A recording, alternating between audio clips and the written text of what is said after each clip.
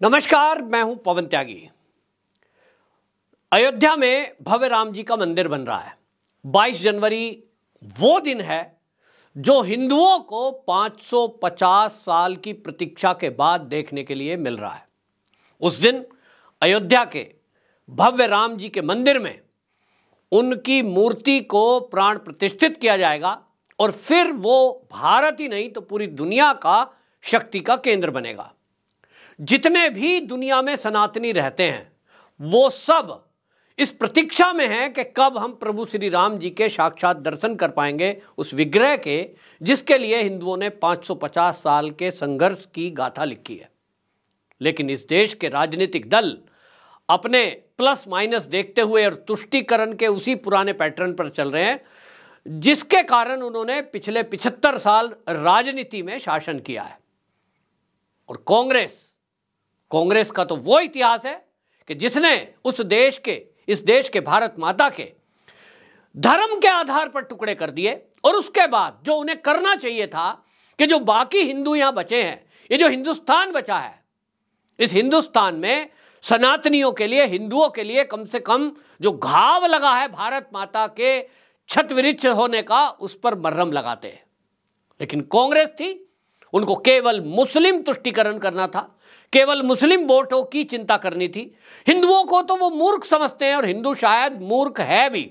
माफ करना, मैं ऐसा शब्द इस्तेमाल कर रहा हूं खुद हिंदू होते हुए, क्योंकि मैंने देखा है, मैंने अपने दादाजी के समय को देखा है। मेरे पिताजी जब ये बात करते थे, देखो हमें इसलिए कांग्रेस को वोट देना है क्योंकि दूसरी तो कोई पार्टी दिखाई ही नहीं देती थी। और क्या कहते थे ज्यादातर लोग, ये तो ब्राह्मणों की पार्टी है इसलिए ब्राह्मण वोट देंगे। कुछ दलित नेता आगे रखे हुए थे कांग्रेस ने, आरक्षण कांग्रेस ने दिया है तो इसलिए दलित कहते थे ये दलितों की पार्टी है क्योंकि इसी पार्टी ने दलितों का आरक्षण लागू किया है।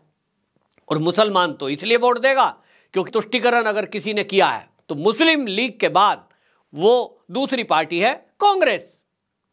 हिंदू जातियों में बटा हुआ और इसलिए किसी दूसरे दल को पनपने नहीं दिया गया।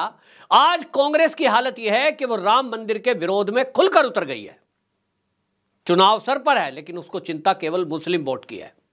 इस प्रभु श्री राम जी के भव्य राम जी के मंदिर में 22 जनवरी का दिन जो प्राण प्रतिष्ठा होगी मूर्ति की, अपने को वो सौभाग्यशाली समझ रहा है जिसको उस मंदिर में 22 जनवरी को साक्षी बनने का इस अवसर पर मौका मिल रहा है।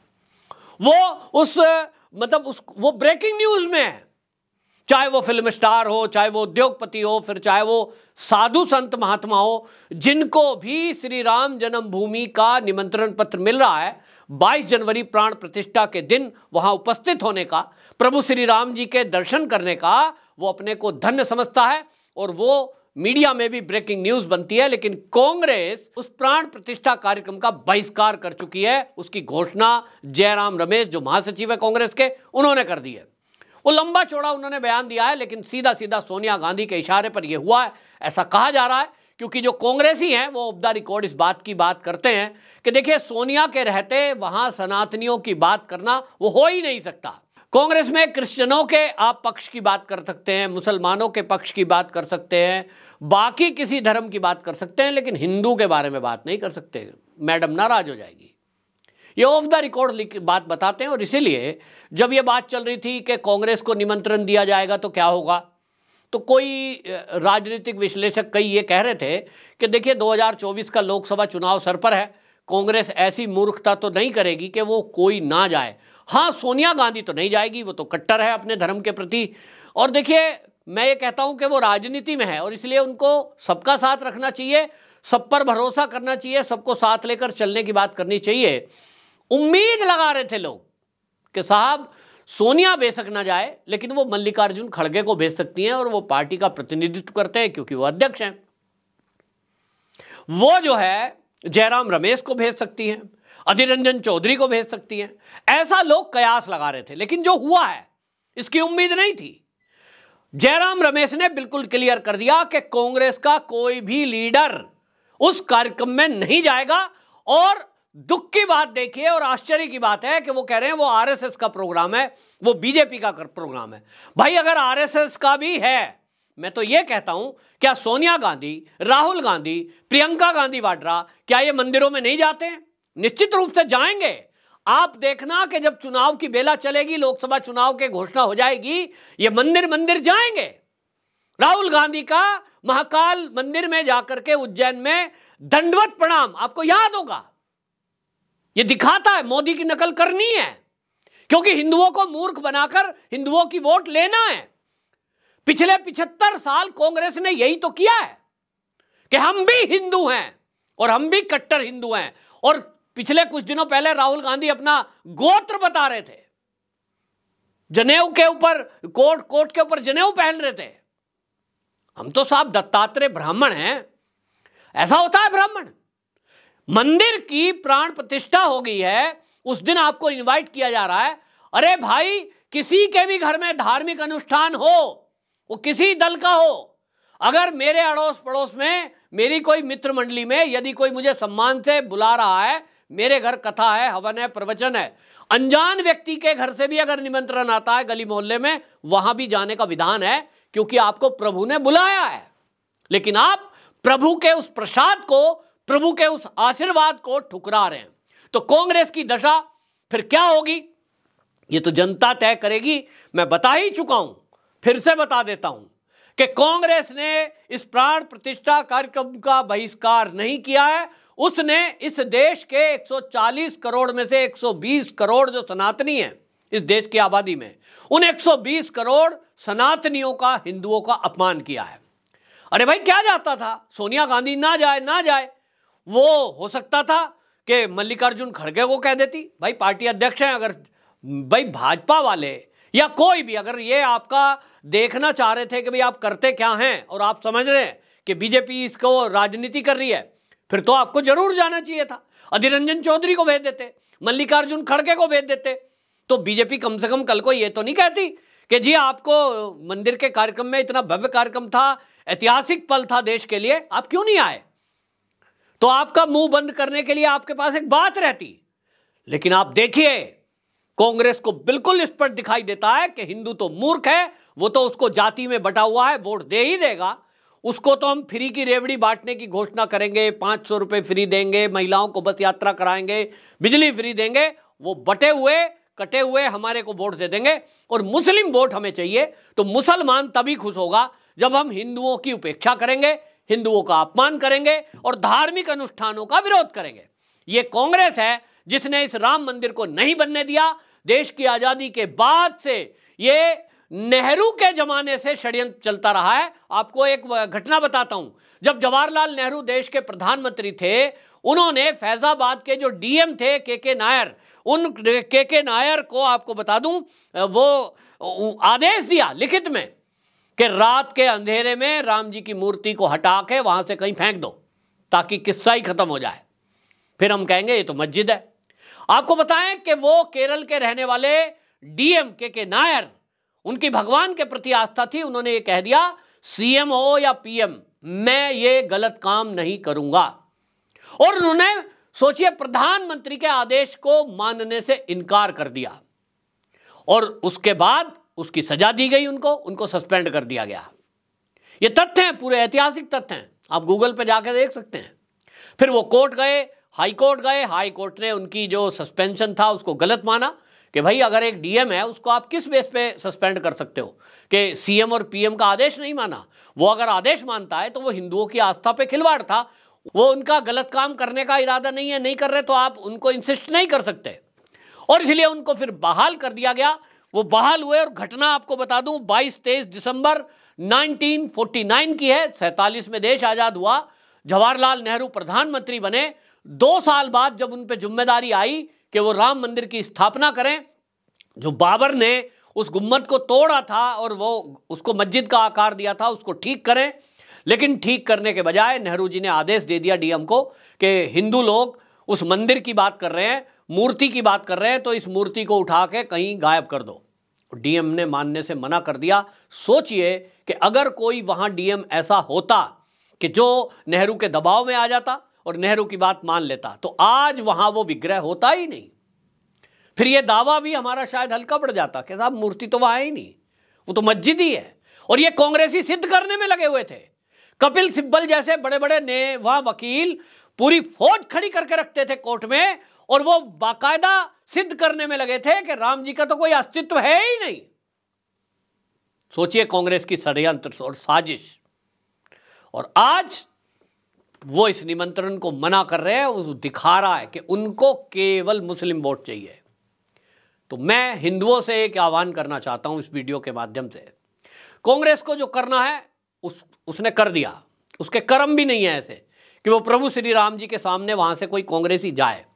जो सोनिया गांधी के इशारे पर चलना चाहता है वो उसका भविष्य क्या होगा ये तो भगवान प्रभु राम तय करेंगे। और अब आप देखेंगे कि 24 में हिंदुओं को ये याद रखना है। ऐसे ऐसे लोगों की लिस्ट बना लो, याद रखो। समाजवादी पार्टी सब लोग मना कर रहे थे कि वो मुलायम सिंह जिसने कार सेवकों पर गोलियां चलवाई उसके बेटे को आप क्यों बुला रहे हो। लेकिन कोई ये कह रहा था देखो पिता की गलती, बेटे को नहीं सजा देनी चाहिए। वो पिता था, शायद बेटा हिंदुओं के प्रति आस्था रखता हो, राम में आस्था रखता हो, तो उसने भी ये आदेश ठुकरा दिया है। हम भी नहीं जाएंगे साहब, क्यों? मुस्लिम नाराज ना हो जाए। वो सोचते हैं बाद में जाएंगे, हिंदू तो बाद में भी मान लेगा कि हाँ भाई चलो हम तो जो है हिंदू ही हैं। तो हम कहते हैं साहब बाद में जाएंगे, हम अभी नहीं जाएंगे। क्यों नहीं जाएंगे? क्योंकि अभी वहां मोदी जी उपस्थित रहेंगे। अरे मोदी जी उपस्थित रहेंगे तो वो देश के प्रधानमंत्री के नाते जा रहे हैं, ना कि वो भारतीय जनता पार्टी के कार्यकर्ता के तौर पर। आपको क्या दिक्कत है? और ये पूरा इंडिया अलायंस आप देखिए, इस पूरे इंडिया अलायंस में आपको कोई नेता, मुझे नहीं लगता कोई ऐसा सनातनी होगा विचारधारा का, वो सोनिया गांधी नाराज ना हो जाए बस इसका ध्यान रखेंगे। कोई वहां आपको इसलिए जाता नहीं दिखाई देगा इनमें से कि मुस्लिम लोग नाराज ना हो जाएं।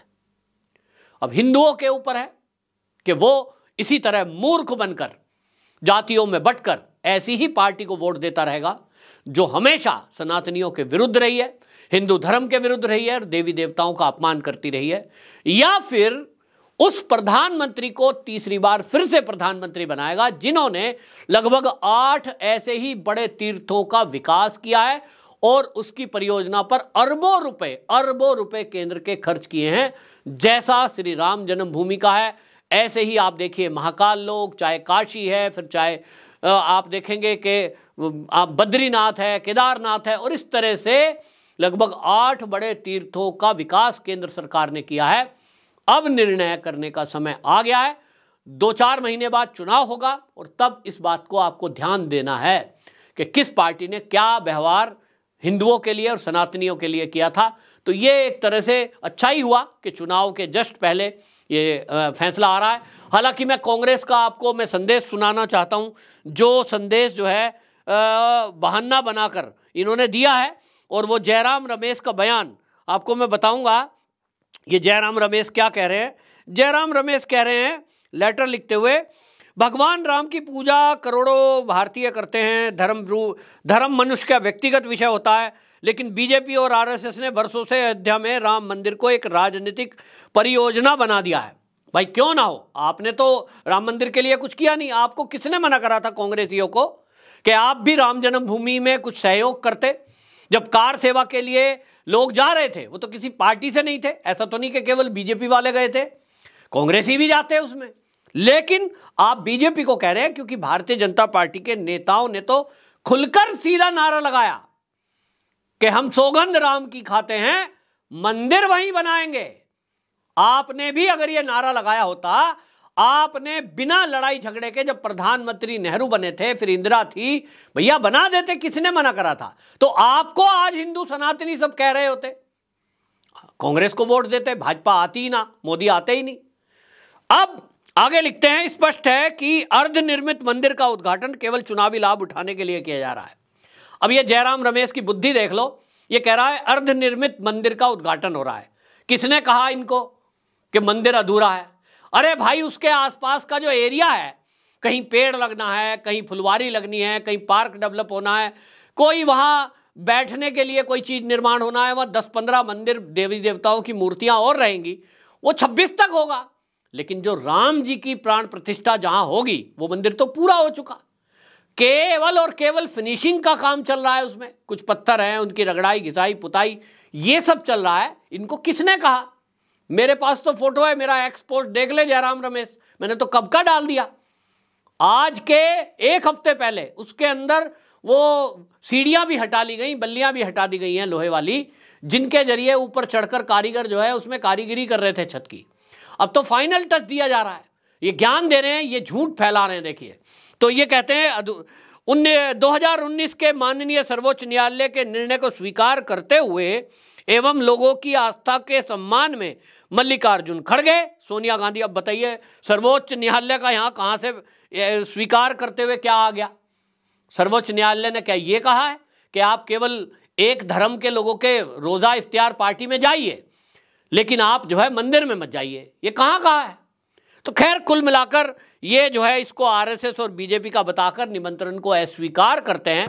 ये पत्र लिखा है, लेकिन इसमें इतना तो तय है कि वो हिंदुओं को मूर्ख समझ रहे हैं, और वही समझ रहे हैं कि हिंदू तो मूर्ख है, हमें वोट दे देगा। आप क्या समझते हैं? क्या हिंदू मूर्ख है या अब कुछ जागृत हो गया है? अपनी राय कमेंट बॉक्स में जरूर लिखें, वीडियो को शेयर करें। वंदे मातरम।